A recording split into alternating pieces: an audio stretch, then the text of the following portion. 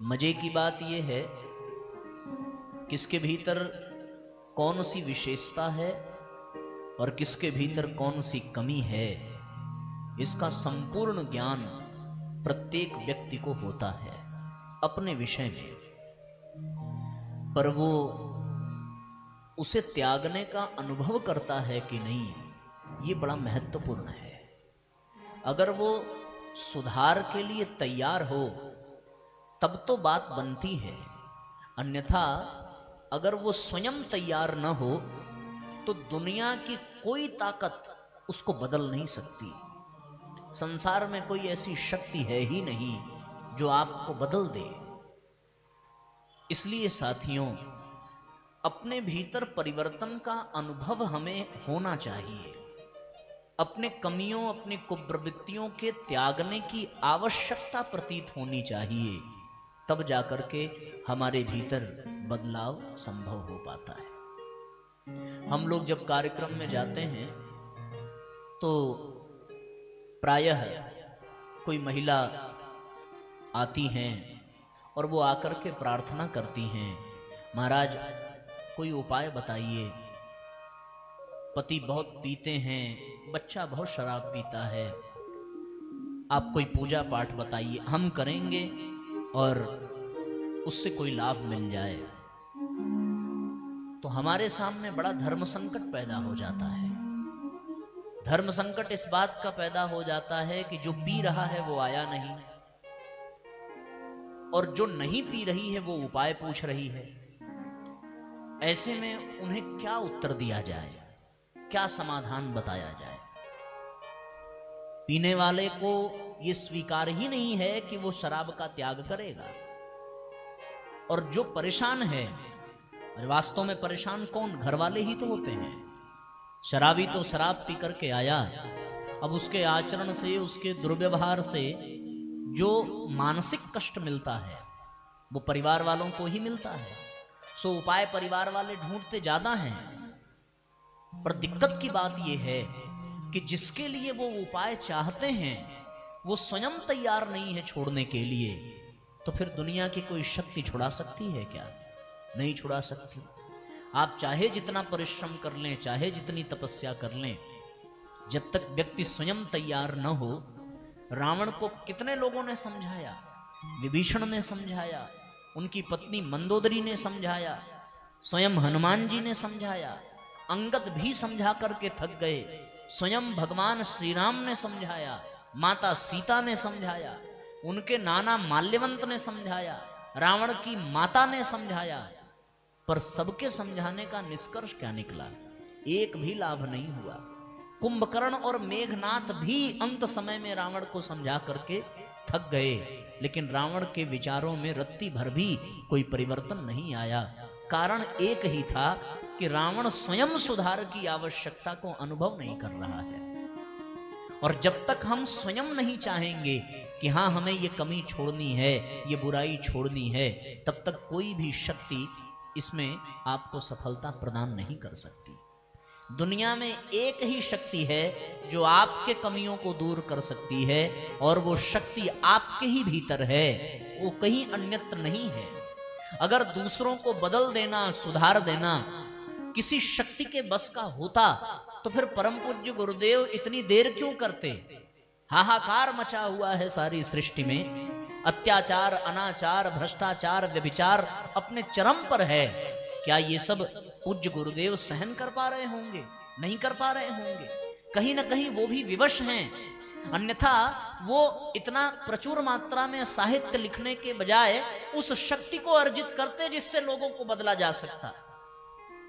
लेकिन उन्होंने बदलने का रास्ता दिखा दिया। अब अगर व्यक्ति उस पर चलना ही ना चाहे, उन साहित्य को पढ़ना ही ना चाहे, उसे अपने जीवन में उतारना ही ना चाहे, तो फिर उसके पतन को कोई रोक नहीं सकता। तो सोहम साधना के अंतर्गत स्वयं को पहचान लेना और स्वयं के पहचान के आधार पर अपनी समीक्षा करना कि हमारे भीतर ये कमी है, और फिर दूसरा चरण है उस कमी को ठीक करने का मन में संकल्प जागृत करना, मन में भाव का उठना कि हमें किसी भी कीमत पर किसी भी शर्त पर इस बुराई को त्यागने की आवश्यकता है। और जब सुधार की भावना, सुधार का संकल्प मन में जागृत हो जाता है तो आप ये जान लें कि आधे से अधिक मंजिल आपकी पूरी हो जाती है। संकल्प का जागरण बड़ा मुख्य है। जैसे ही संकल्प जगा वैसे ही समाधान का मिलना निश्चित हो जाता है। देरी संकल्प के जागरण में होती है। जब संकल्प जग जाता है तो दुनिया की बड़ी से बड़ी शक्ति भी आपके सामने घुटने टेक देती है। और जब तक संकल्प नहीं जगा है तब तक आप स्वयं को असहाय, कमजोर और पराधीन ही अनुभव करेंगे, इसमें कोई दो राय नहीं है। जैसे ही आपके भीतर संकल्प का जागरण हो जाता है वैसे ही परिवर्तन की शुरुआत हो जाती है। और जो दूसरा चरण है साधना का, आत्म सुधार, इस आत्म सुधार में सबसे बड़ी भूमिका संकल्प शक्ति की होती है। ये संकल्प कर लेना कि अपने भीतर जिस बुराई को हमने पाया है उसे हर कीमत पर छोड़ने का प्रयत्न हमें करना है।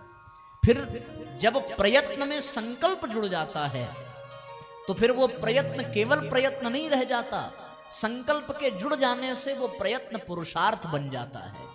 और पुरुषार्थ कभी अधूरा नहीं रहता, उस पुरुषार्थ से सदैव सफलता ही मिलती है। क्यों? क्योंकि उसमें संकल्प शक्ति जुड़ जाती है। संसार में सबसे बड़ी शक्ति अगर कोई है तो वो केवल और केवल संकल्प शक्ति है। इसी संकल्प शक्ति के आधार पर स्वयं परात्पर ब्रह्म इस सृष्टि का सृजन करते हैं। इसी संकल्प शक्ति के आधार पर ब्रह्मा जी सृष्टि का निर्माण करते हैं। इसी संकल्प शक्ति के आधार पर भगवान विष्णु बार बार अवतार लेकर के इस संसार का पोषण करते हैं। और संकल्प शक्ति के आधार पर ही भगवान शंकर इस सृष्टि का विनाश करते हैं। इस संसार में इससे बड़ी कोई शक्ति नहीं है। भगवान शेष यदि धरती को धारण करते हैं तो वो संकल्प के ही कारण धारण करते हैं। राम ने संकल्प लिया था इस धरती को असुरों से विहीन करने का। जब उन्होंने वन में हड्डियों का ढेर देखा, ऋषि मुनियों की यातना के विषय में सुना, तब उन्होंने संकल्प किया था। शुरुआत वहां से हुई थी असुरों के विनाश की। वो संकल्प ही वो परम शक्ति है जो हर कार्य में सफलता प्रदान करती है। और उन्होंने भुज उठाई प्रण कीन, निश्चरहीन करहूं मही, धरती को निशाचरों से विहीन कर दूंगा। ये भुजा उठा करके प्रण किया और उसी संकल्प के बल पर उन्होंने समूचे आसुरी साम्राज्य का सर्वनाश कर दिया। संकल्प बहुत आवश्यक है। आज व्यक्ति अपने भीतर उस संकल्प शक्ति को जगा नहीं पा रहा है। परम पूज्य गुरुदेव ने संकल्प शक्ति के विषय में बहुत विस्तार से लिखा है। इसी संकल्प शक्ति को आत्मशक्ति भी कहते हैं, इसी को आत्मबल भी कहते हैं, इसी को विवेक बल भी कहते हैं, इसी को अंतर जगत की ऊर्जा कहते हैं, इसी को परमात्मा की शक्ति कहते हैं।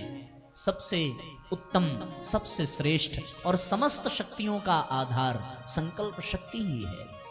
हनुमान जी के पास अतुलित बल के धाम हैं। अतुलित बल धामम हेम शैलाभदेहम दनुजवन कृसानम, अपार शक्ति है। उनके शक्ति की कोई सीमा नहीं है, फिर भी समुद्र के किनारे वो असहाय खड़े हैं। और जामवंत जी को कहना पड़ रहा है कि का चुप साधि रहो बलवाना, आप क्यों चिंतन में पड़े हैं, आप क्यों चुप हैं।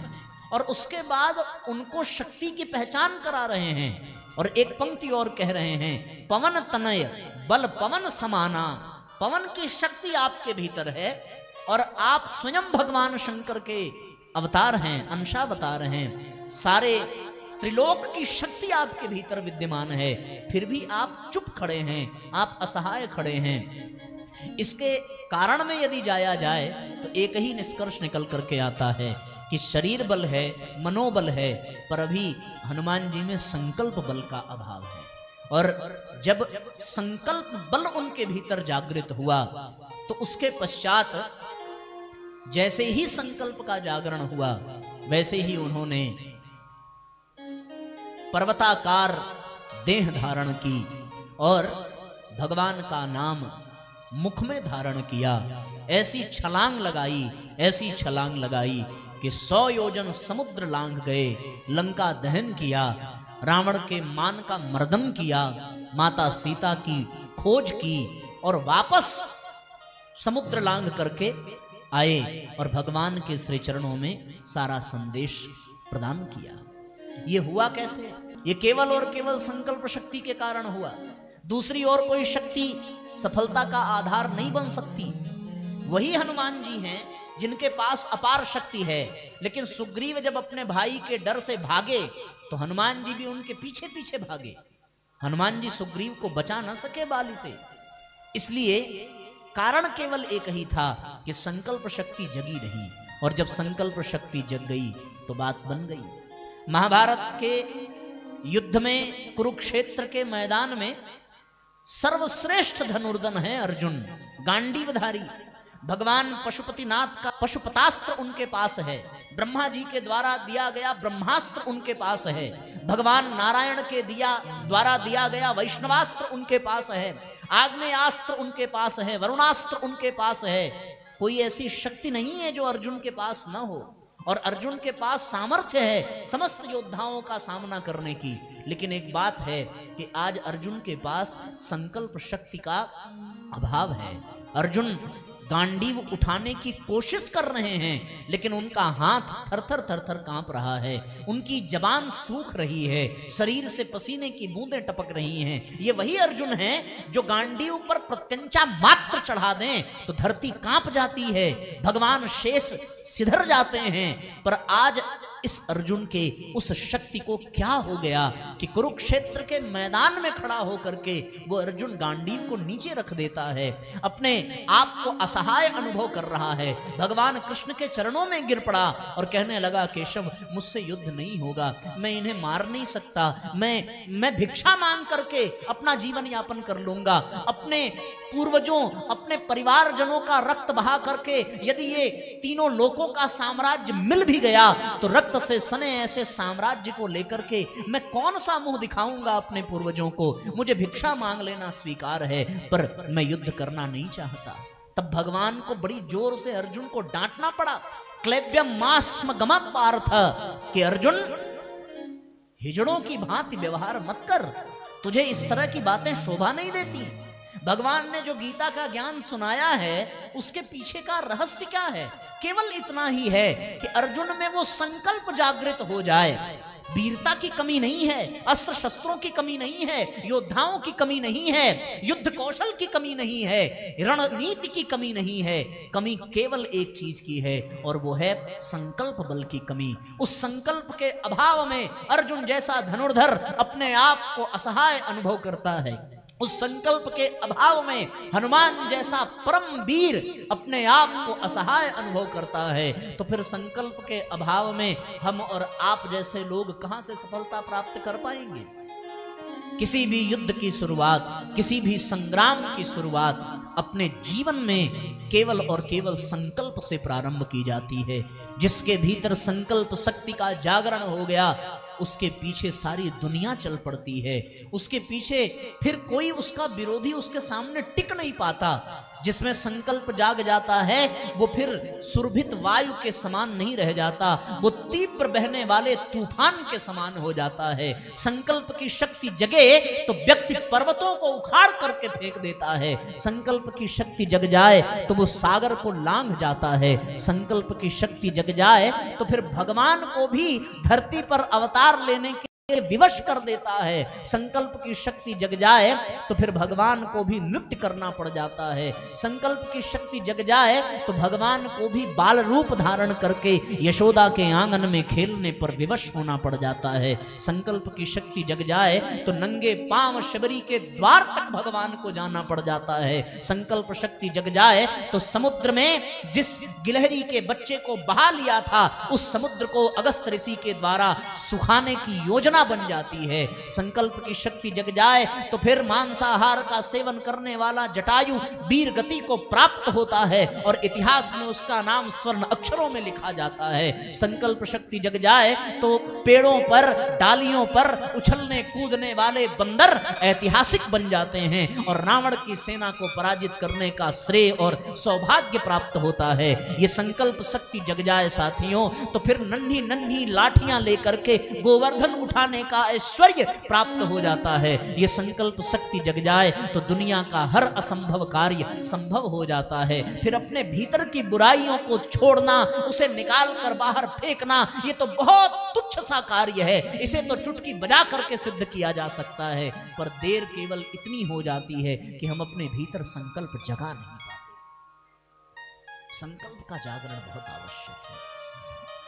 हर कदम पर संग्राम है इस दुनिया में, और जो इस संग्राम को जीतना चाहता है साथियों, वो निस्संदेह अपने जीवन में संकल्प शक्ति को धारण करे, तब जाकर के बात बनती है, अन्यथा दूसरा कोई विकल्प नहीं है।